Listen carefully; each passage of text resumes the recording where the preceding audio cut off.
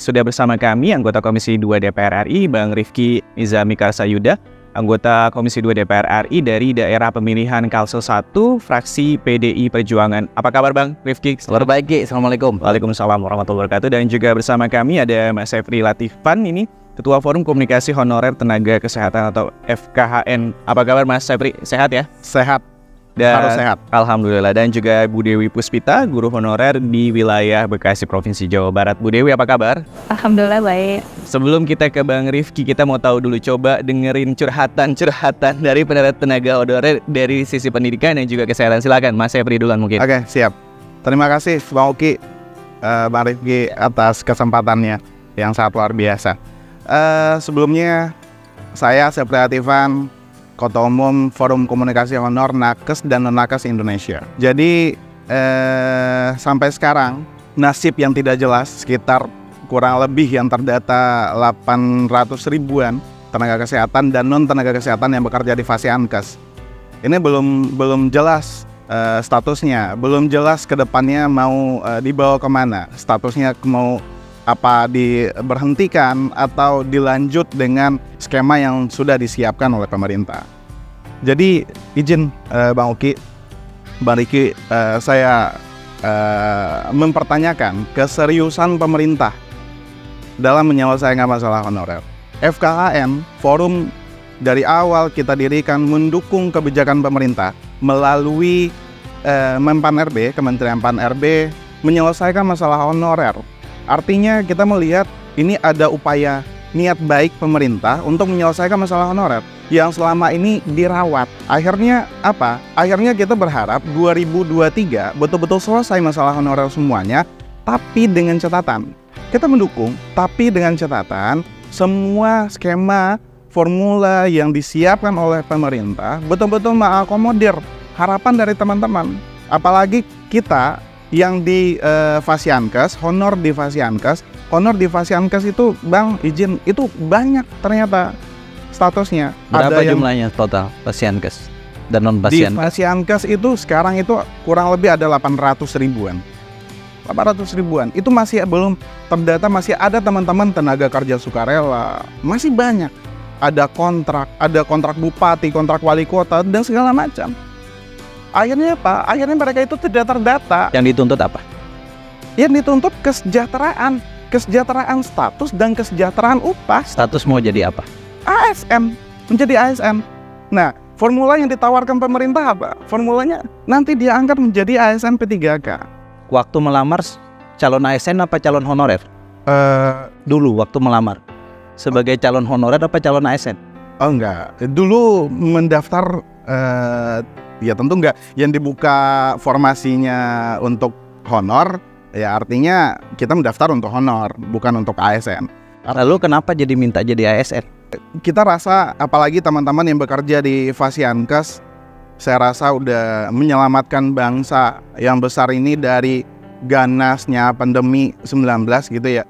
Saya rasa ini bisa menjadi sebuah pertimbangan untuk membuat produk hukum gitu Bang. Jadi ya pertimbangannya ini Indonesia, kita bisa ketemu lepas masker, itu sebuah prestasi yang sangat luar biasa loh Bang. Perbandingannya yang bekerja di Fasiankes yang statusnya ASN itu lebih kecil ketimbang non ASN Bang. Kita contohkan di DKI Jakarta, jumlah non ASN-nya itu 75%, ASN cuma 25%. Akhirnya yang menyelamatkan DKI Jakarta itu peran dari non ASN-nya jauh lebih besar ketimbang ASN. Oke, kita beralih ke Bu Dewi. Coba kalau Bu Dewi sendiri sebagai honorer sudah berapa? Kurang lebih 13 tahun ya? Iya, saya mulai mengajar itu di tahun 2010. Saya guru honor di Kabupaten Bekasi, Pak. Oke. Selama saya di mengajar SD, SMP Ibu? di SD, Pak. Oke. Saya di SD Jamulya 02 Kabupaten Bekasi. S1-nya apa dulu? S1-nya PGSD. PGSD, oke. Iya. Saya mengajar itu kurang lebih selama 13 tahun ini. Dari mulai awal itu saya mengajar, memang kondisinya masih memprihatinkan. Saat itu saya mengajar, kan saya perbatasan nih Pak, antara Kabupaten Bekasi dan Kabupaten Bogor. Saya mengajar dari rumah itu sekitar kurang lebih 30 menit sampai sekolah. Nah saat itu jarak rumah ke sekolah itu lumayan.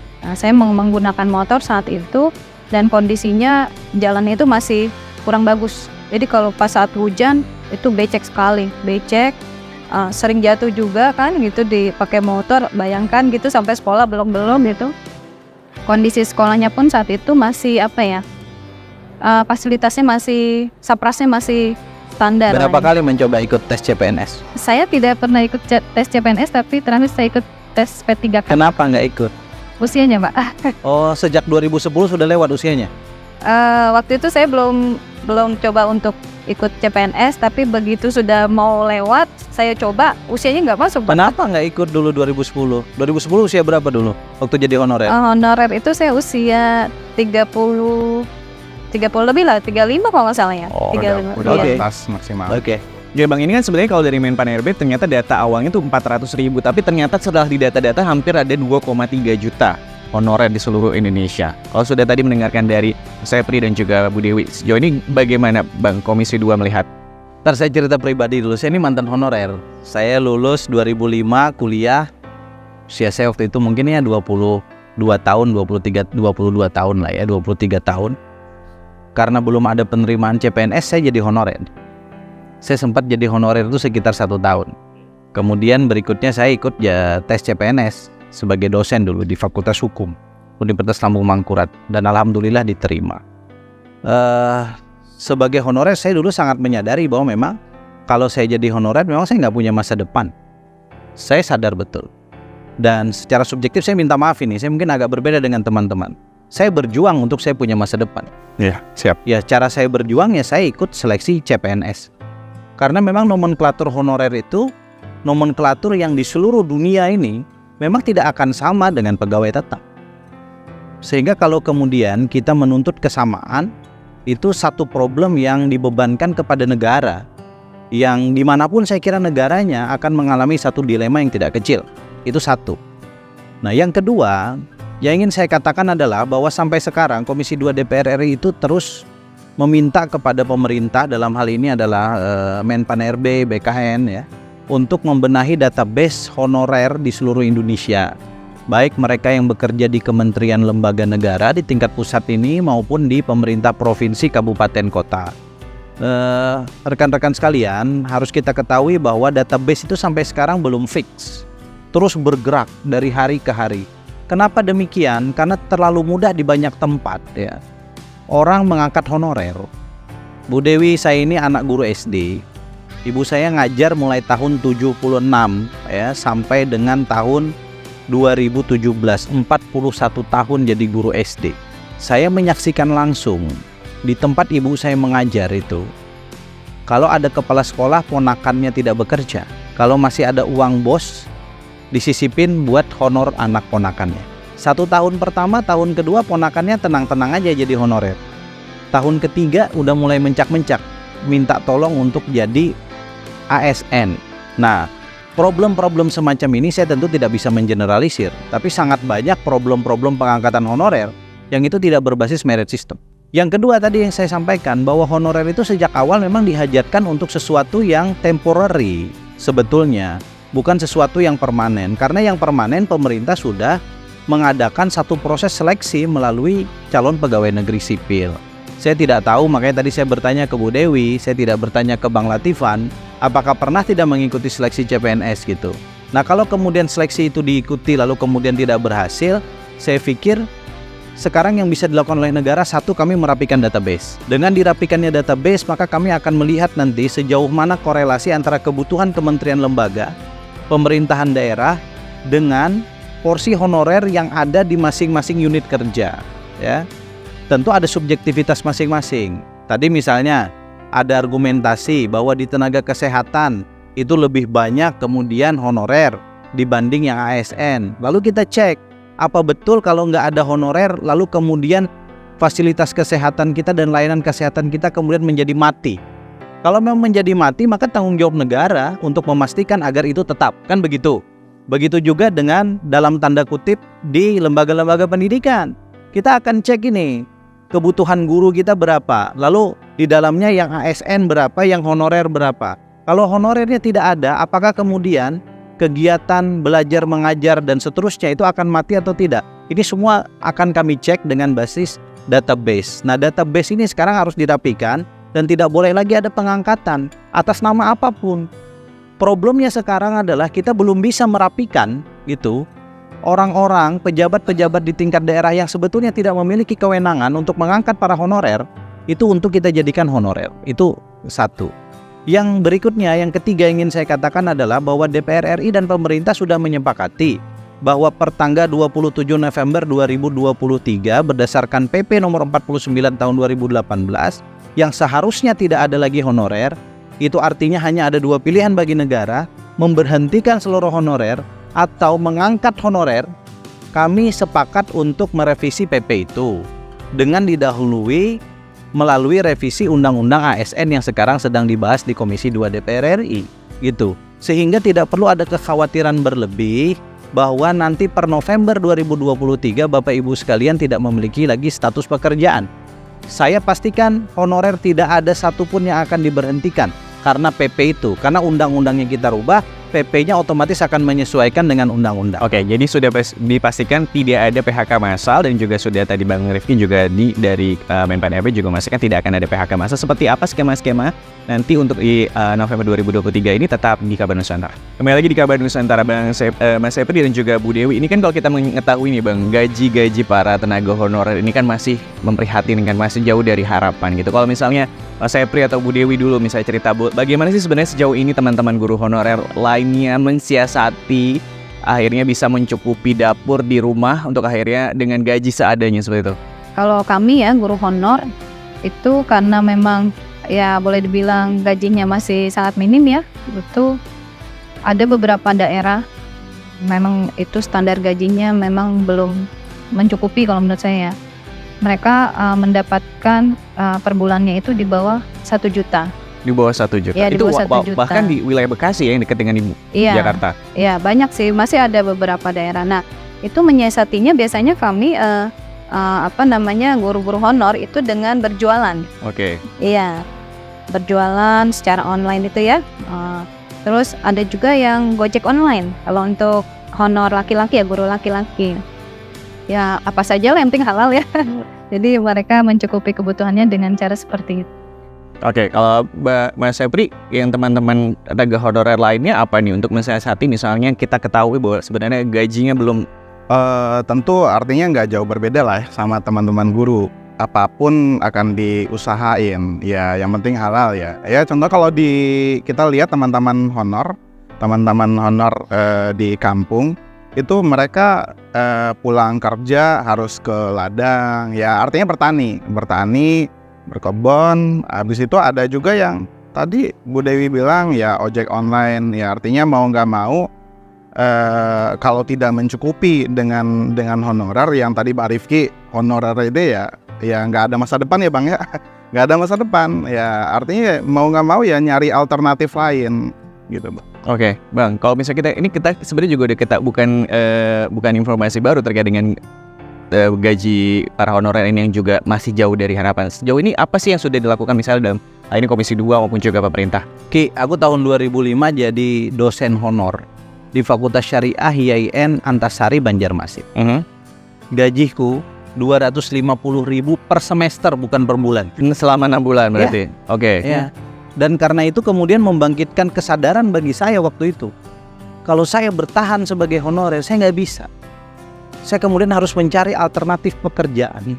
Ya saya nasib baik lulus CPNS. Ya Bu ya. Tapi banyak teman-teman jujur yang bareng saya honor sampai sekarang masih honor, masih ada. Oke. Masih ada. Saya secara pribadi ya, saya tuh sering memprovokasi, udahlah nggak usah lagi lah. Terutama kita yang laki-laki, ngapain gitu kan, kasihan, kita kan membutuhkan kepastian masa depan dan seterusnya. Kalau yang perempuan menurut saya kadangkala itu menjadi alternatif untuk mengisi kegiatan dan kemudian mempertahankan eksistensi keilmuan. Misalnya Bu Dewi ya karena udah kuliah PGSD, masa disuruh jadi bankers gitu kan agak jauh gitu. Jadi itu kondisi yang nggak usah diceritain, gue nih udah ngalamin sendiri urusan itu.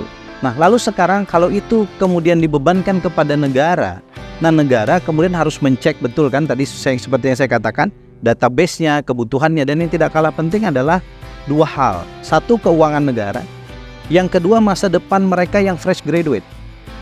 Kalau kita kemudian acceptance hari ini 2,6, kemarin masih 2,3, jumlah honorer Indonesia nih 2,6 juta orang, itu kita automatically menjadi ASN, atau kalau kawan-kawan justru pengennya kan ASN yang berstatus PNS, itu berarti nanti kita tidak akan menerima CPNS lebih kurang 15 tahun ke depan. Oke, jadi Nanti kalau kita nggak nerima CPNS 15 tahun ke depan, nanti Bu Dewi mencak lagi karena anaknya udah sarjana, anaknya pengen juga jadi PNS, iya kan? Bang Latifan nanti adeknya yang baru lulus kuliah pengen juga jadi CPNS, nggak bisa karena kita sudah meng-accept yang ini gitu. Jadi ini dilema yang kemudian harus kita pecahkan, yang kita harus lihat betul-betul. Tapi prinsipnya satu, kalau soal kemanusiaan kita tidak akan berhentikan mereka, itu satu dulu. oke. Yang kedua, kami berupaya sekarang mencarikan skema setidak-tidaknya P3K. Setidak-tidaknya Bapak Ibu sekalian. Jadi tidak ada juga kami ini keinginan untuk membiarkan masalah ini tidak ada solusinya. Betul. Ini kan masalah yang hampir 10 tahun terakhir dipelihara dan tidak ada solusinya. Jadi Bapak Ibu sekalian, yakinlah bahwa pemerintah dan Komisi 2 DPR RI tidak akan membiarkan ini sebagai bom waktu sosial. Oke. Kami ingin selesaikan ini, dan ini tahun politik. Kami tidak ingin kemudian membiarkan ini masuk tahun politik tahun depan. Oke, tapi kalau misalnya kita melihat ini kan sejauh ini ada kebijakan yang disampaikan oleh Menpan RB terkait dengan P3K part-time. Bagaimana tuh Bang? Apakah sudah juga dikonsultasikan bersama dengan Komisi 2? Ada dua istilah di Undang-Undang RUU yang baru ini. Ada P3K penuh waktu, ada P3K paruh waktu. Paruh waktu itu kira-kira yang dulunya pengen jadi outsourcing lah. Kan kira-kira gitu. Mohon maaf ini kawan-kawan yang selama ini membantu di kementerian lembaga, di pemerintahan daerah, termasuk di SD, SMP, SMA, tenaga kebersihan, misalnya driver, supir gitu. Kan mereka dulu konsep kita outsourcing. Kalau outsourcing kan berarti tidak ada korelasi langsung dengan negara kan, dengan pemerintah. Nah, kita tawarkan nanti tetap P3K paruh waktu.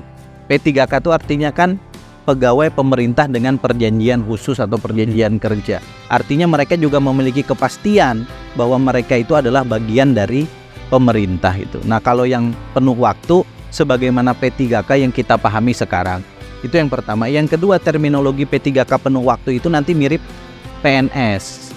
Dia akan mendapatkan pensiun. Kemudian perjanjiannya tidak 1 tahunan, tapi kita akan bikin minimal 5 tahunan gitu. Sehingga ada rasa kemanusiaan yang begitu kuat. Kenapa per 5 tahunan? Agar kita juga bisa evaluasi. Kenapa perlu evaluasi? Karena nasib adik-adik kita yang fresh graduate juga pengen masuk ke sini, ke birokrasi gitu loh. Jadi Bang Latifan, mohon maaf kalau kayak Bang Latifan, Bu Dewi dari muka aja kelihatan profesional. Tapi banyak juga teman-teman Bang Latifan dan Bu Dewi yang karena honorer lalu bekerja asal-asalan. Yang karena gua kan cuman honorer, ngapain gua kerja dengan penuh kedisiplinan dan seterusnya. Nah, ini kan harus kita evaluasi. Nah, evaluasi itu penting agar juga memberi ruang bagi yang lain. Saya kira itu. Oke. Tapi kalau misalnya Bang Mas Latifan dan juga Bu Dewi sejauh ini melihat keseriusan dari pemerintah bagaimana? Iya, kalau saya melihat keseriusan pemerintah ya masih, karena belum terbuka ruang yang cukup lebar ya Bang ya, antara Yang jelas kalau mau jadi langsung PNS nggak bisa.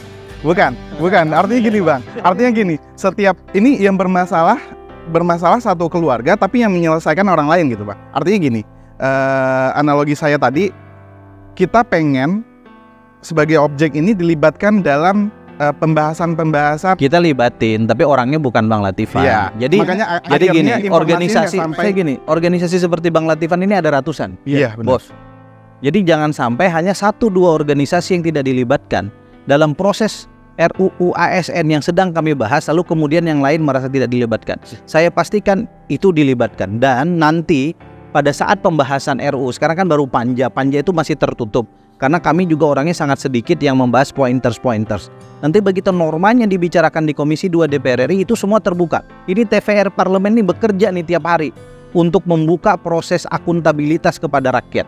Jadi tenang aja, kalau misalnya kami agak nyeleneh, hukum kami 2024. Siap. Tapi kalau kami memperjuangkan mati-matian nih kawan-kawan, Jangan pula nanti nggak diapresiasi gitu loh. Yang diapresiasi malah orang-orang lain yang tidak berkeringat untuk kawan-kawan honorer. Bu Dewi sendiri sebagai tenaga honorer guru gitu, sejauh ini bagaimana melihat keseriusan pemerintah dan khususnya dalam hal ini juga DPR Komisi 2? Sebetulnya kami senang waktu saat ada pengumuman janji Mas Menteri bahwa akan mengangkat 1 juta guru P3K ya. Saat itu kami juga mengikuti program tersebut ya P3K. Tapi sayangnya pada pengumuman di Maret itu ya, di 2023 ini kami sebagian ada yang dibatalkan. Oke.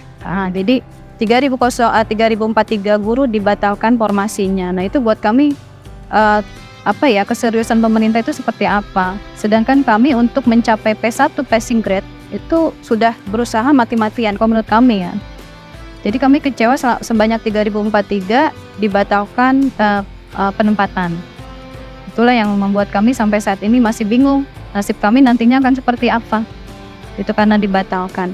Tapi setelah pembatalan di tanggal 3 Maret itu ada press release dari Kemendikbud 3043 pembatalan itu P1 dibatalkan itu tidak jadi dibatalkan dan masuk pada P1 tanpa penempatan. Nah sampai saat ini pun belum jelas nasib kami itu apakah nantinya di 2023 ini akan diberikan formasi atau tidak karena sampai saat ini pun belum ada pengumuman.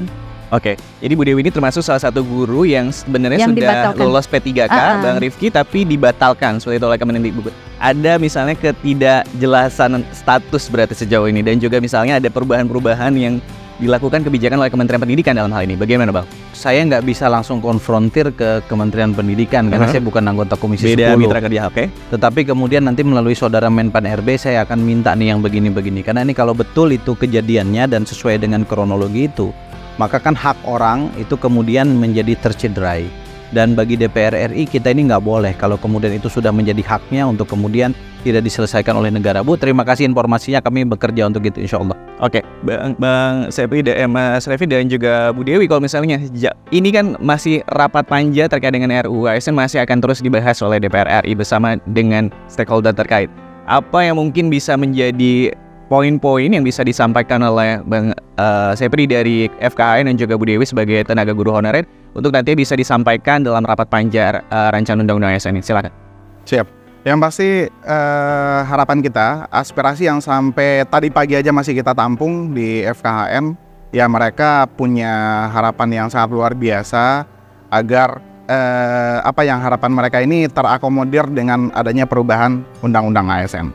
Kalau kami, saya mewakili guru-guru honor senusantara ya, ribuan guru honor. Harapan kami adalah memohon pemerintah untuk mensejahterakan guru honor ya, terutama guru honor. Mungkin kalau PNS sih sudah jelas ya gajinya ya. Kalau guru honor kan masih seperti itu yang tadi saya sampaikan, gajinya masih di bawah standar. Nah, yang kedua itu tolong mohon untuk status kami itu dari guru honor minimal bisa menjadi P3K atau CPNS atau PNS atau statusnya berubah menjadi itu. Oke. Ya, Bang Rifki, ini kan rapat masih akan terus berlangsung dan diharapkan akan selesai di masa sidang kapan? Maksimal masa sidang depan. Oke. Jadi masa sidang ini kami menyelesaikan di panja, lalu nanti setelah reses dia akan berproses ke AKD yang ditunjuk. Kemungkinan besar tentu adalah Komisi 2, bisa juga nanti akan meningkat prosesnya di balik langsung. Karena bukan hanya melibatkan kepegawaian kan dalam arti teknis, tapi juga hampir semua komisi berkepentingan ini. Karena banyak sekali honorer di mitra kerja komisi-komisi yang lain, dan kami pastikan insya Allah sebelum bulan September atau Oktober insya Allah undang-undangnya kita sahkan. Oke.